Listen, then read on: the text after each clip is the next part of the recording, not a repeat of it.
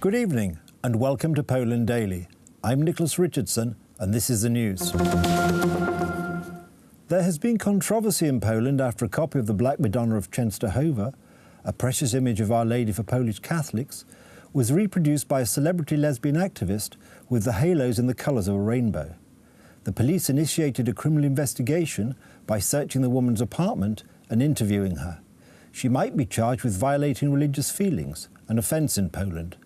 A campaign of protests in defence of her allegedly infringed civil liberties was started by some media, various left-leaning organisations, as well as opposition politicians. In all the protestations, little thought appears to have been given to the civil rights of Poland's Catholic majority. After the detention of Elżbieta Podleśna, the opposition, supporting media and some international organizations such as Amnesty International and the Helsinki Foundation for Human Rights claimed the detention was a violation of civil liberties. All this fuss is incomprehensible to me because the image of the Holy Mother was desecrated. The image of the Mother of God, the name of Jasna Góra, was trademarked by the Pauline Fathers in 1996. In other words, making changes to the image of the Virgin Mary in such a context outside of sacrum is forbidden.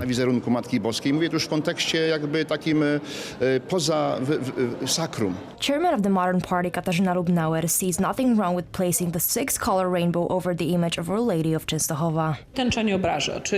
The rainbow isn't offensive. This way of changing the picture of Our Lady of Częstochowa is not offensive, as with the case when the cover of the weekly Wprost magazine had Our Lady in the gas mask. In general, art is different. It is not a violation of religious feelings, and the truth is, those laws about offending the religious feelings of people should be re-examined. According to Zbigniew Konwiński of the Civic Platform Party, the entire gay and lesbian campaign was unnecessary, but the detention method was also inadequate for the act. As reported by TVN24, the woman accused of defacing the image of Our Lady of Częstochowa, Elżbieta Podleśna, was detained by 6 officers at 6 o'clock in the morning. 2 entered the house in reflective vests with orders to search the apartment. I am far from entering the church sphere, but what happened before, even if inspired by the actions of a parish priest, shouldn't have taken place. On the other hand, it is an abuse of police power to enter the home of a person at 6 in the morning and treat her like a common criminal. Political observers see abuse in this case, but on the part of the lesbian and gay community. The offender, Elżbieta Podleśna, was charged with offending religious feelings, paragraph 196 of the Criminal Code, for which the penalty is up to 2 years imprisonment. The woman refused to give any explanation for her actions and pleaded not guilty. The Polish Senate began work on the revision of the 500-plus social benefit programme. The revision to the legislation on the state's aid in the raising of children, to give the programme its full name, provides for a payment of 500 zlotys per month to the parents of every child under the age of 18. As a result of the revision to the legislation, the number of children eligible for the programme will rise from 3,600,000 to 6,800,000. As a matter of fact, this act helps to enrich the rich people. People who qualified when it comes to the level of income got the money, and now people who exceeded the level will also get the money. The money will be given away. The nation is full of enthusiasm. The support for politicians is huge, but we have to remember that Polish history showed that our economy was sorrowful. It is not a secret that this money is expected by many people, especially those living in smaller cities and villages. We witnessed a situation in which many educational and pro-developing activities couldn't have been organized in families simply because of the lack of money. Undoubtedly, this program helps to educate children and teenagers. According to information provided by Polskie Radio 24, President Andrzej Duda will meet the United States President Donald Trump in the White House in June. Although this information is yet to be officially confirmed, the website of the radio station claims that the meeting is supposedly a done deal. According to a number of media outlets, the heads of state are likely to speak about topics such as the building of a United States military base in Poland, dubbed Fort Trump, as well as strengthening the eastern flank of NATO. South Africans head to the polls today as the almost 25-year-old democracy holds parliamentary and provincial elections. The African National Congress, which has been in power since the fall of apartheid, could, according to opinion polls, lose its parliamentary majority for the first time, as the party comes under increasing pressure from the EFF, led by Julius Malema. Malema's party splintered from the ANC in 2013 after demanding that land be expropriated from white South Africans without compensation and criticising the ANC leadership for being too conciliatory to the country's white minority. Malema and the economic freedom fighters have succeeded in pressuring the President of South Africa and leader of the African National Congress, Cyril Ramaphosa, to beginning the process of amending the constitution in order to pave way for expropriation of land from white South Africans without compensation. Malema is also famous for repeatedly singing the song Kill the Boer during party rallies.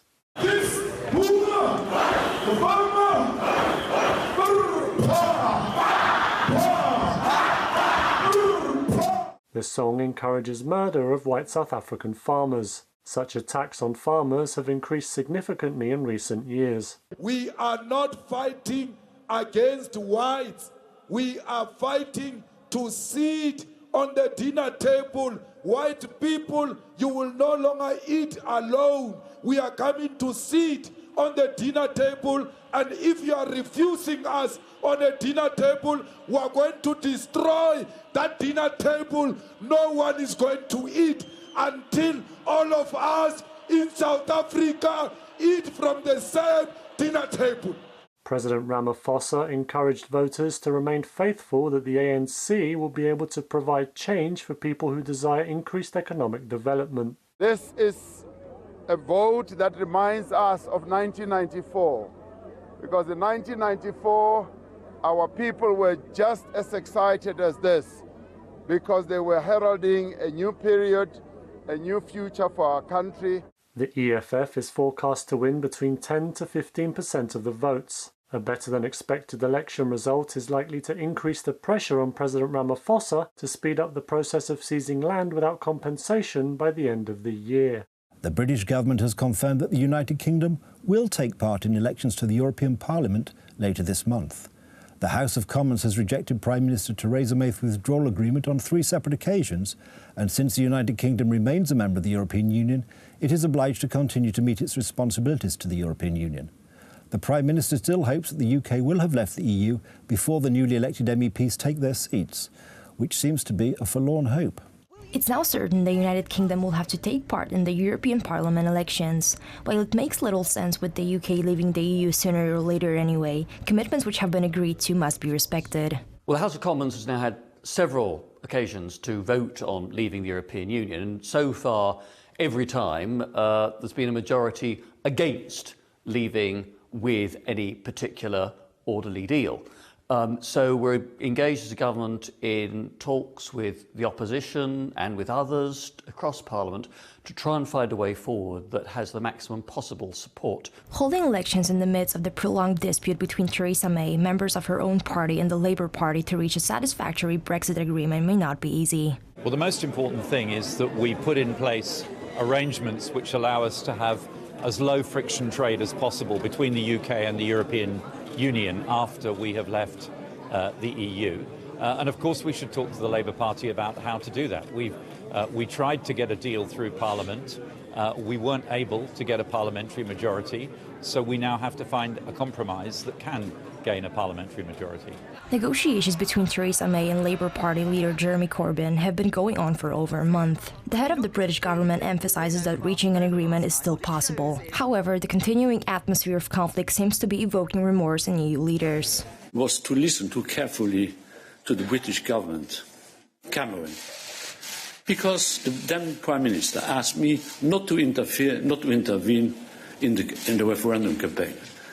It was a mistake not to intervene and not to interfere, because we would have been the only ones to destroy the lies which were circulated around. I was wrong to be silent at an important moment. The date of Brexit has been pushed back to the end of October, yet the government could declare a breakthrough earlier. If it occurs early enough, those politicians who win the European Parliament elections may not even get a chance to sit in the EU Parliament benches. That's it from the news. Thank you for watching. Stay with us for the weather, Poland Daily Business and more programmes. But from me, it's have a good night and a better tomorrow.